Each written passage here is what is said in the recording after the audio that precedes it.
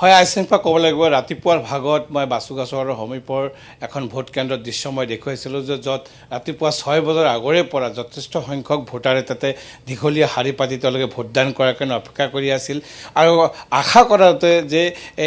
31 নং চিডলি বিধানসভা সমষ্টিৰ যি উপ নিৰ্বাচন আৰু উপ নিৰ্বাচনত যথেষ্ট সংখ্যক ভোটাৰে যথেষ্ট সঁহাৰি দিব বুলি জিলাৰ প্ৰশাসন তথা ৰাজনৈতিক দলসমূহৰ পৰা আশা কৰা হৈছিলে আৰু এই মুহূৰ্তত মই য'ত উপস্থিত আছোঁ এয়া হৈছে 990 নং পশ্চিম টুংকুবাৰী LP স্কুল এটা ভোট কেন্দ্ৰত আৰু ইয়াতে দেখিবলৈ পোৱা গৈছে যথেষ্ট সংখ্যক ভোটাৰ ইয়াতে পুৰুষ মহিলা তেওঁলোকে শাৰী পাতি থিয় দিছে আৰু তেওঁলোকৰ যি গণতন্ত্ৰ যি অধিকাৰ ভোট এই ভোট তেওঁলোকে ভোটদান কৰিব আৰু ইতিমধ্যে মই যিমানখিনি পাৰিছোঁ ভিতৰত ভোটদান প্ৰক্ৰিয়া আৰম্ভ হৈ গৈছে 7 বছৰৰ লগে লগে আৰু এইখন ভোট কেন্দ্ৰ আজিৰ দিনটো এটা বিশেষ তাৎপৰ্য আছে কাৰণ এইখন ভোট কেন্দ্ৰতে চিডলি বিধানসভা সমষ্টিৰ যি 3গৰাকীকৈ প্ৰাৰ্থী আছে 3গৰাকী প্ৰাৰ্থীৰ ভিতৰত এগৰাকী প্ৰাৰ্থী এইখন ভোট কেন্দ্ৰতে তেখেতে ভোটদান কৰিব আৰু কিছু সময়ৰ পিছতে মুঠৰ ওপৰত ক'ব লাগিব যে চিডলি সমষ্টিত এইবেলি মাত্ৰ 3গৰাকীকৈ প্ৰাৰ্থীয়ে ইয়াতে তেওঁলোকে প্ৰাৰ্থিত্ব নিক্ষেপ কৰিছে তাৰে মাজত কংগ্ৰেছৰ সঞ্জীৱ কুমাৰ ৱাৰী NDA মিত্ৰজোঁটৰ নিৰ্মল কুমাৰ ব্ৰহ্ম আৰু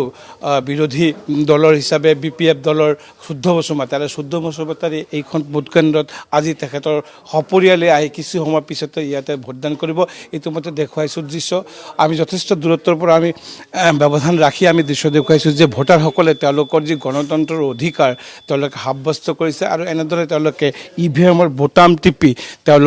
তেওঁলোকৰ পচন্দৰ যিগৰাকী প্ৰাৰ্থীক তেওঁলোকে ভোটদান কৰি আছে এয়া দেখুৱাইছোঁ দৃশ্য ইয়াতে যি নিৰাপত্তা ব্যৱস্থা যথেষ্ট ভাল কটকটীয়া কৰি ৰখা হৈছে কাৰণ ইয়াতে প্ৰতিটো কেন্দ্ৰতে আৰক্ষী বা যিসমূহ স্পৰ্শকাতৰ বা অতি স্পৰ্শকাতৰ হিচাপে চিহ্নিত কৰা হৈছে সেই কেন্দ্ৰসমূহত কিন্তু যথেষ্ট সংখ্যক সশস্ত্ৰ বাহিনী অৰ্ধসামৰিক বাহিনী বা অসম আৰক্ষী সশস্ত্ৰ বাহিনী নিয়োগ কৰা হৈছে কিন্তু যিসমূহ সাধাৰণ ভোট কেন্দ্ৰ হিচাপে চিহ্নিত হৈছে তথাপি কিন্তু তাত দেখা গৈছে যে CCTVৰ ব্যৱস্থা কৰা হৈছে য'ত নিৰাপত্তাৰক্ষী অহা নাই কিন্তু মুঠৰ ওপৰত ক'ব লাগিব যে জিলা প্ৰশাসনৰ পৰা যি এই উপ নিৰ্বাচনৰ চিডলি সমষ্টিৰ অন্তিমটো নিৰ্বাচন ক'ব লাগিব কাৰণ ইয়াৰ পিছতে চিডলি সমষ্টি ইতিহাস হৈ যাব আৰু অসমৰ ভিতৰত যি 5টা বিধানসভা উপ নিৰ্বাচন অনুষ্ঠিত হৈ আছে তাৰে ভিতৰত আটাইতকৈ ভোটাৰৰ সংখ্যা হৈছে এই চিডলি সমষ্টি আৰু এই চিডলি সমষ্টিৰ ভিতৰত যিসকল পুৰুষ বা মহিলা যিসকল ভোটাৰ ব্যৱধান আছে আৰু চিডলি সমষ্টিত কিন্তু পুৰুষৰ তুলনাত মহিলা ভোটাৰৰ সংখ্যা অধিক মুঠৰ ওপৰত ক'ব লাগিব আজি ৰাতিপুৱাৰ ভাগৰে পৰা 31 নং চিডলি সমষ্টিৰ যি বিধানসভা যিসকল ভোটাৰ মই ভোটাৰসকলৰ বাইট ল'বলৈ মই চেষ্টা কৰিছোঁ তেওঁলোকে কি ধৰণৰ আশা কৰি আছে কি ধৰণৰ চিন্তা কৰি আছে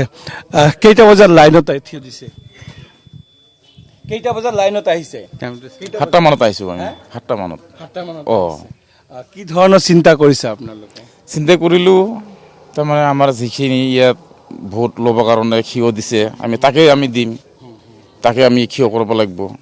কোনজন ব্যক্তিক বেছি প্ৰাধান্য দিব যিগৰাকী যে ভাল ধৰণে কাম কৰিব যেনে প্ৰতিশ্ৰুতি দিছে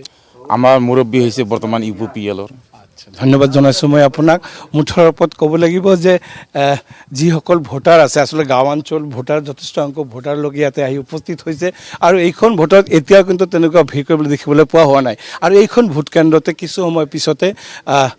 প্ৰাৰ্থী 14 বছৰ তেখেতে ইয়াতে ভোটদান কৰিব আৰু ভোটদান প্ৰক্ৰিয়া যদিও আৰম্ভ হৈছে মাত্ৰ এজন দুজনকৈ ভোটাৰ ইয়াতে আহি আছে আৰু আহি কেনে তেওঁলোকৰ যি